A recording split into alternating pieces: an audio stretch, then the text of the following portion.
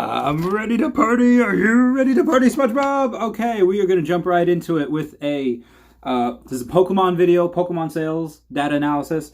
Blaine's Charizard Unlimited PSA 10 sold for $1,654. We had a Giovanni's Nidoking first edition PSA 10 sell for $394. Still think that's undervalued.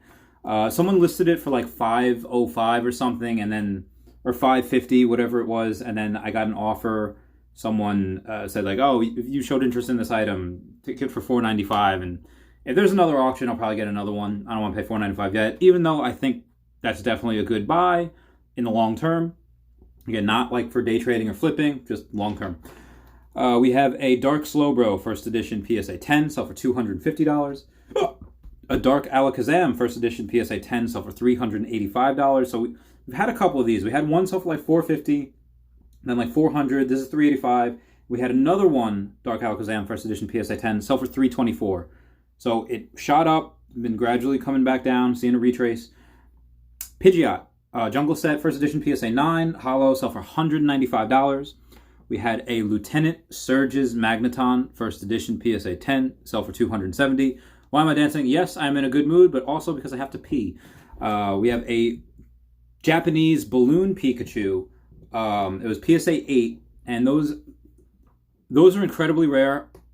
It sold for $68, and I think that's undervalued because there's only like 17 PSA 10 copies, so it's extremely rare. Two of them are listed though right now, like 1,400 and like 2,000. I would say maybe it's probably worth between $700 and $1,000 because of how rare it is, and there's two on the market right now. That's why. If one hadn't been sold in a while, and there was one for like $1,500, I'm like, okay, where's the cheaper option? But then it got relisted, so whoever bought it doesn't have it anymore, or they flaked out and they got relisted. So Raichu first edition PSA 10 sold for base set $4,500. That sold within a couple of days because again, first edition base set have been going up on a freaking roller coaster. Dark Raichu first edition PSA 10. There was a couple of bids for this. This is a record price point at $195.50. The second bid was $193, and then the third and fourth bid were $160 and $150. So I do think probably like $150 to $180 is a good price point. This is a record price point, and there's others listed now for $190. That just haven't been bought yet. Dark Raichu first edition. Oh, that was definitely a PSA 9. There's no way a PSA 10 only sold for $195. That's definitely a PSA 9, my fault.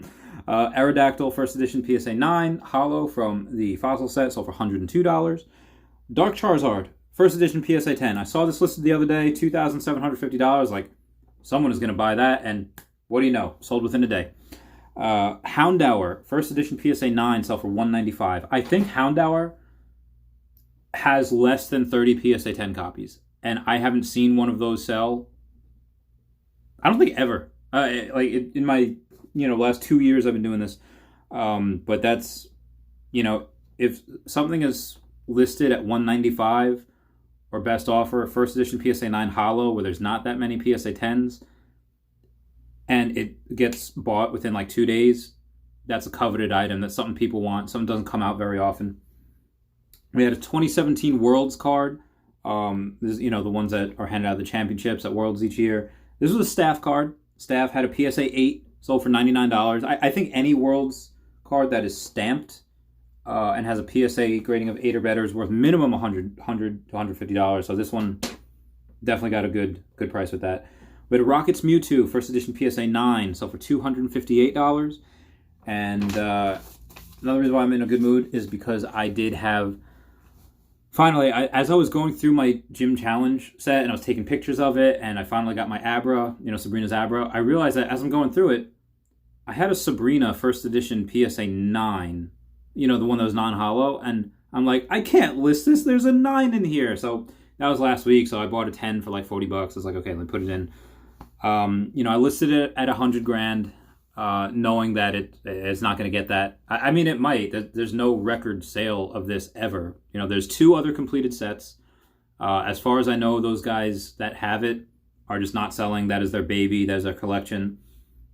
So this is the third set the only one that's available on eBay. Again, no other record has been recorded of this set. You know, we've had the Hollow sell, you know, for about like, you know, 7,500, like 18, like 20 grand. And this one guy on eBay who has the Hollows, all the Hollows except for Erica's Venusaur. They're all first edition PSA 10 except for Venusaur. Erica's Venusaur is first edition PSA 9. And it is a, he got an offer for $30K for it. And, you know, I figured, okay, if I can sell, and these are all the cards, all 132, all first edition, all PSA 10. And, you know, I figured I'll field offers at like 55 and above. And if someone, you know, offers 70 grand for, again, this took me 2 years to complete. If someone offers me 70 grand for it, I don't want to. I just want, you know, see it out there and be like, oh wow, this is history. This is art.